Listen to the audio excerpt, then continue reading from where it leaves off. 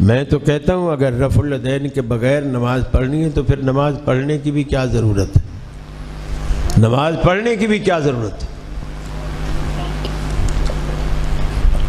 نبی کریم صلی اللہ علیہ وسلم نے اپنی پوری زندگی 23 سالہ دور نبوت کی زندگی میں ایک دن کی، ایک نماز کی، ایک رکعت بھی بغیر رفع الیدین کے نہیں پڑھی۔ ایک دن کی، ایک نماز کی، ایک رکعت بھی بغیر رفع الیدین کے نہیں پڑھی۔ جہاں بھی صحابہ میں، ہاں آپ ایسی ایک روایت لیں کہ اللہ کے رسول نے رکوع کیا لیکن رفع الیدین نہیں کی، رکوع سے اٹھے رفع الیدین نہیں کی، یا آپ نے کہا ہو آج سے رفع الیدین منسوخ ہے، یا آپ نے کہا ہو آج سے رفع الیدین نہیں کرنا، آپ روایت پیش کریں۔ آپ تو ہمارے محسن بن جائیں گے، ہمارے لیے آسانی پیدا کریں گے، ہم بھی آپ کی طرح پڑھنے لگ جائیں گے، جھگڑا ہی ختم ہو جائے گا۔ کئی بہانے اور کئی جھوٹی قصے کہانیاں جو خود امام ابو حنیفہ کو بھی معلوم نہیں تھی، ایسی کہانیاں گھڑی گئیں کہ جی وہ اس زمانے میں منافق آتے تھے، بغل میں بت چھپا کے کھڑے ہو جاتے تھے، تو اللہ کے رسول نے اس لیے رفع الیدین۔ یہ بات نہ حدیث میں، نہ قرآن میں، نہ فقہ میں، سینہ در سینہ چلتی چلی آ رہی۔ اب مجھے بتائیے، فرض کر لیجئے، یہ فرض کر لیجئے بت ہے، یہ میں نے بغل میں دبا دی، اب مجھ سے 1000 رفع الیدین کرا لو، یہ نہیں گرے گا۔ یہ کس نے کہا کہ رفع الیدین سے بت گر جاتا ہے؟ 1000 رفع الیدین کرا لو، آپ گنتے رہو، میں تھک جاؤں گا، موبائل نہیں گرے گا۔ ہاں اگر بت گرانے کے لیے ہوتی نا، وہ رفع الیدین نہ ہوتی، رفع الابطین ہوتی۔ اللہ کے رسول کہتے کہ بغلیں اٹھاؤ، ہاتھ اٹھانے کا نہیں ہوتا، بت تو چھپایا ہوا ہے بغل میں اور اٹھائے جا رہے ہیں ہاتھ، اس کو تو کچھ بھی نہیں ہو رہا۔ ہاں یوں اگر رفع الیدین ہو، یوں تو پہلی رفع الیدین میں بت گر جائیں گے، لیکن ایسے کون کرتا ہے؟ اور اگر فرض کر لیجئے حنفیوں کے بت بغل میں رفع الیدین کرنے سے گر جاتے ہیں، تو جو پہلی رفع الیدین ہے بت اس پہ گرنا چاہیے یا نہیں گرنا چاہیے؟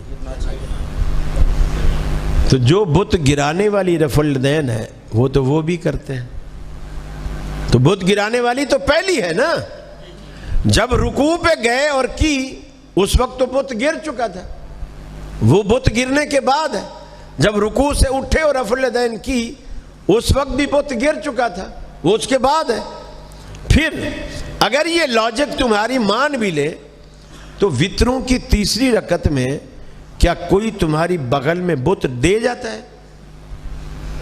جب قنوت پڑھنے لگتے ہو تو رفع الیدین کرتے ہو، کیا اس وقت تمہاری بغل میں کوئی دوسرا بندہ آ کے بت دے جاتا ہے؟ پھر عید میں 3 دفعہ پہلی رکعت میں، 3 دفعہ دوسری رکعت میں، 6 دفعہ رفع الیدین کرتے ہو، کیا اس وقت بت ایلفی سے چپکے ہوئے ہوتے جو ایک رفع الیدین سے نہیں گرتے اور 6 دفعہ کرنی پڑ رہی ہے؟ خدا کے لیے نبی کی سنتوں کا مذاق مت اڑا، مذاق مت اڑا۔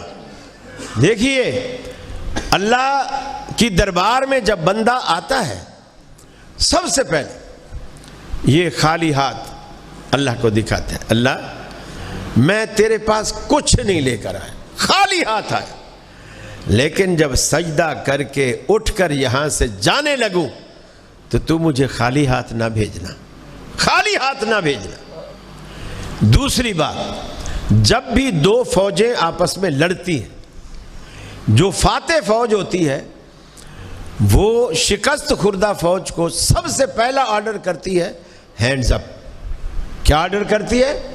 ہینڈز اپ، جس کے معنی یہ ہوتے ہیں ہتھیار پھینکو اور ہاتھ کھڑے کر دو۔ اور اس ہاتھ کھڑے کرنے کا مقصد یہ ہوتا ہے کہ تو جیتا میں ہارا۔ شکست خوردہ فوج جب ہاتھ اٹھاتی ہے گویا وہ اعلان کر رہی ہوتی ہے کہ میں سامنے والی فوج سے ہار گیا، میں نے اپنی ہار مان لی۔ اور یہ بین الاقوامی رول ہے کہ جب کوئی کسی کے آگے ہینڈز اپ ہو جائے تو آپ اس پر فائر نہیں کر سکتے، گولی نہیں چلا سکتے. ہاں پکڑ سکتے ہیں, گرفتار کر سکتے ہیں, گولی نہیں چلا سکتے. جیسے کسی زمانے میں آپ کی اچھی خاصی پاکیزہ فوج وہ انڈیا کے سامنے ہینڈز اپ ہو گئی تھی, 90,000 فوج ہینڈز اپ ہوئی تھی اور انہوں نے ان کو گولی نہیں چلائی تھی. البتہ 90 کے 90,000 کو قید کر لیا تھا. ٹکا خان کے دور کی بات ہے, ان کو قید کر لیا. یہ دنیا کا رول ہے. اب جب بندہ اللہ کی دربار میں آتا ہے, اپنے گھر میں میں وڈیرا تھا, چودھری تھا, ڈی سی تھا, کمشنر تھا, وزیر اعلیٰ تھا, وزیر اعظم تھا, صدر تھا, ذمہ دار تھا, کچھ بھی تھا, اللہ کی دربار میں آیا, ہینڈز اپ ہو گیا. اس کا مطلب ہے اللہ میں ہارا تو جیتا, میں چھوٹا تو بڑا, میں کمزور تو طاقتور. اور منہ سے کیا کہتا ہے؟ اللہ اکبر, اللہ سب سے بڑا ہے. اور ہینڈز اپ ہو کر عملی طور پر بھی اس کا ثبوت دیتا ہے کہ تو اتنا بڑا ہے کہ میں نے تیرے آگے ہار مان لی. تو آپ کیوں اس کے غلط مطلب لیتے ہو, غلط مفہوم لیتے ہو, نبی کی سنت کا مذاق اڑاتے ہو؟ اللہ ہدایت دے. جی